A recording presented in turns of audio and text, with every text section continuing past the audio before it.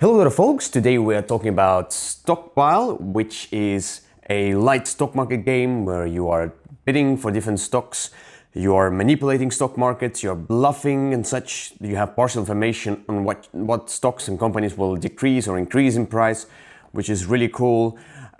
You're trying to get the most money at the end of the game. Now I'm also taking a small look at Continuing Corruption, which is a expansion which came out this year for Stockpile. It's a really cool modular expansion, but let's take a look at the board. Stockpile is played over the course of several rounds, depending on the number of players, where you will get a partial information depending on what stocks will go down or up in price or pay dividends. Then you will bid for the market cards, which are basically stocks and some of the action cards as well. Then you will use the action cards and then you will sell stocks in your stock portfolio if you want to sell some for a good price, for example. Then you will have the movement phase, which basically consists of adjusting different prices of stocks there. And then the round will end. And you will play all the round depending on the number of players. And whoever has the most money at the end of the game is the winner of the game. But let's take a closer look at the board itself. So as you can see here, the board consists of different rows. These are different companies, stocks, and the tracks are different from each other. Some are longer, some are shorter. This is the advanced side of the board. If we turn it over to a basic side, as you can see, all the tracks have the same long 1 through 10, and the price will go basically the price will go by 1 up. So this is basically the price, everything is the same. But this side of the board is much more interesting. We played only this side of the board. It's an advanced one, but basically you can play it right away, which has different price increases. For example, the Cosmic Computers increases from 1 to 3 and then to 5 to 7. But the bottom line bank increases 1, 2, 3, 4, 5, 6, and it's the highest price is 6 for it, and so on. And then, for example, the American Automotive can go up to 13, which is a lot of money, but it's like a middle track as well. So it's really cool. Here you have basically a bankrupt token and a split stock token, and I'm gonna talk about them a little bit later. So that's basically the boards, and here are the places for the cards to put down and then bid at them, and basically the round track. So let's talk a little bit about bidding in this game. So at the beginning of the bidding, there will be card on each spot depending on the number of players. So as we're, for example, playing a 3-player game, there will be 3 cards here. Then each player will get 2 cards into his hand. And then he will decide which card where he will put. But basically he has to put 1 card face down somewhere on a pile and 1 card face up. You can do it on the same pile as well, but you can do it on different ones. And each player will do that, and then we'll start bidding. And the bidding is really simple. Basically, you have prices here. The 25 is the maximum. You can bid 0 as well. And you have, of course, you can bid as long as you have enough money for that. So, for example, if I bid here on 6, and then the blue player will outbid me, then I will take my pawn away, but I can bid again, not right away, but when my turn comes up again. So for example, between the blue player and red player, there was also a yellow player, so he can bid as well. And he can go 15 or go on the different ones. And whenever basically everyone is satisfied with its bids and no outbidding secured, then everyone will get the cards that are on the piles that they bidded for. So the market that consists of different stocks, but there are also some of the action cards. For example, there's a stock bust, which means that you can basically decrease a price of 1 stock, 1 company by 2, or increase by 2 stock boom, or whenever you will basically get the pile after the bidding, you have to pay extra cost, basically trading fees for that. So these are the small action cards that you will have amongst the simple company stocks that are in the market deck. So as you can see here, you have forecast cards and company cards. And what you will do with them, you will shuffle them separately and then give randomly each card from each deck to each player. It's really easy. So each player will get one company card and one forecast card randomly. He knows the information about one company. So I know that American Automotive will go down in price by 3. Then each other player will get one information. Let's say we're playing a 3-player game.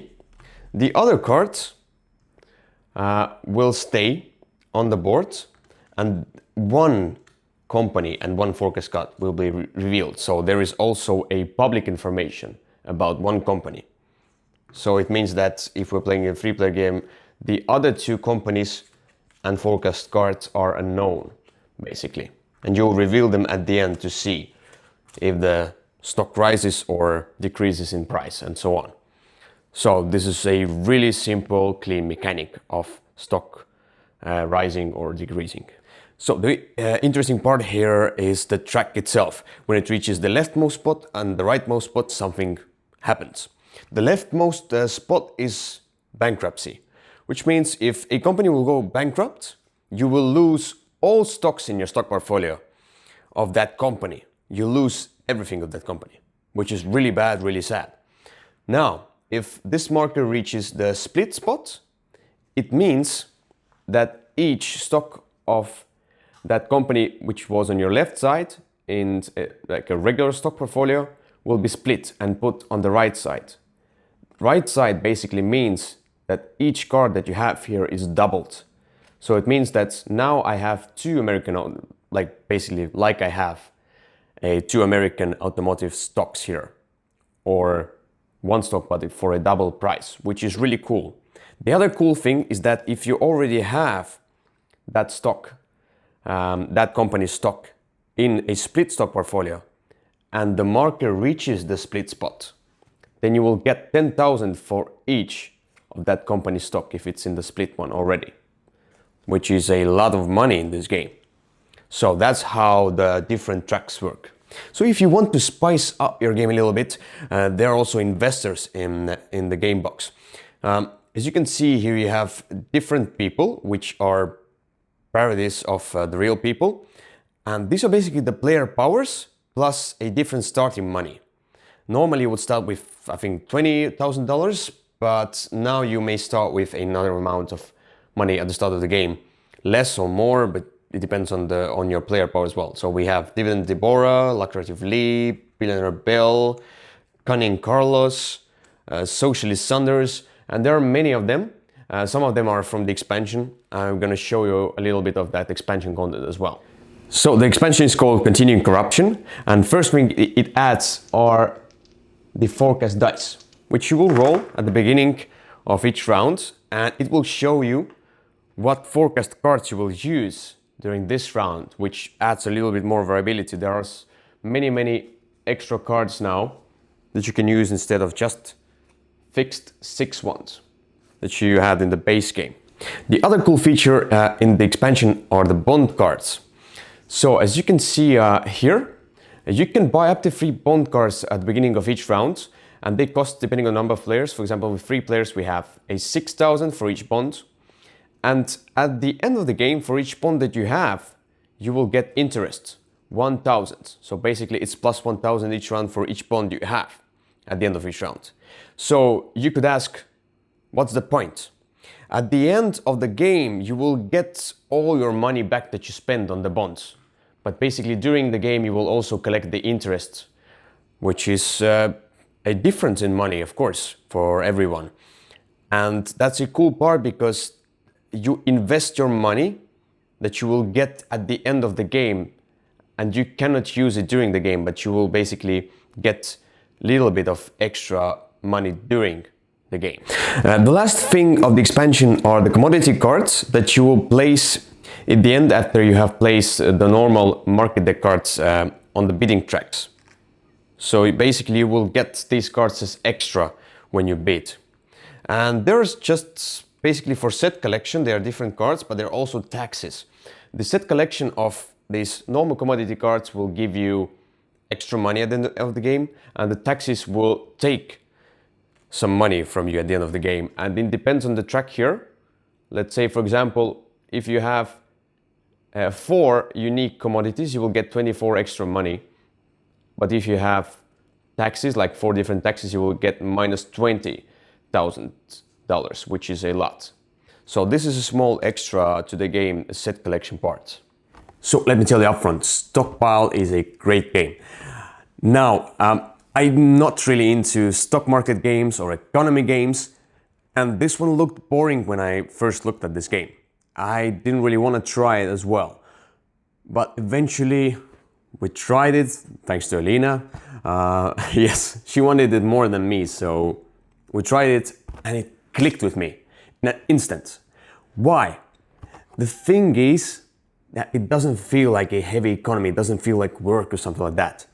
It feels like something like gateway, light, smooth. The phases that you have each turn are really simple and rather smooth.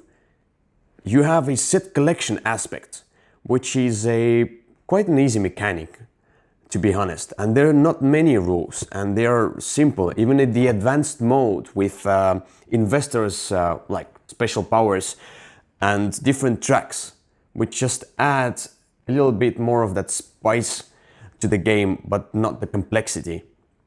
It's just an overly easy, smooth game with a really good flow of the gameplay itself when you play it. I like the part of bidding where you're trying, like, basically the first thing you do, you put cards down. One face down, one face up. There's the bluffing element in it. So, did the card that I put face up is something really cool that I wanted to cover it? Or I'm just bluffing and it's something really bad? And somebody will go after that card and basically will pay 3,000 in taxes there overly. So there is that cool part in the game. The other cool part is speculating and trying to guess what companies will increase or decrease in price, and it's risking. It's like a push your luck element here as well, but it's one of the risking elements. Every player has a part of information, what company will do what. And you have an overall information about one company that you have in the middle of the table. And the others, of course based on the number of players, and the other companies, if you play with 5 players, then every company will be not hidden completely, So everyone will know at least a part of information. But I like that it's a random thing at some point. Basically, you cannot decide which company will go down or increase in price +3 or something like that.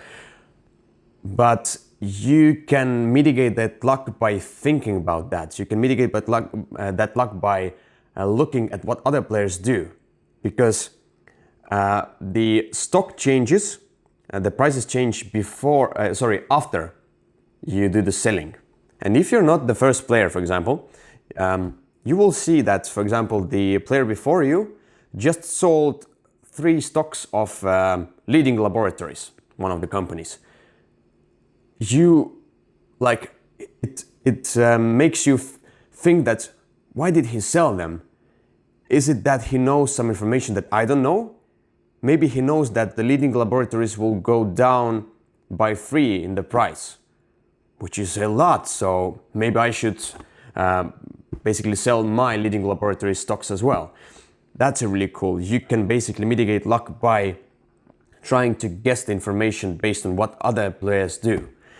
And the other thing is just go with the flow of the game and try to get the most money at the end of the game, and try to bluff a little bit. The expansion modules, which is basically the bonds, which is a small part, but I like this part, especially if you have a investor with a special ability that goes together with the bonds.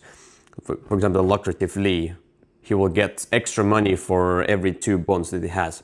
But the bonds themselves are a really small thing, but a really nice addition, spices up the game a little bit, because you invest the money that you have right now that you will get back at the end of the game.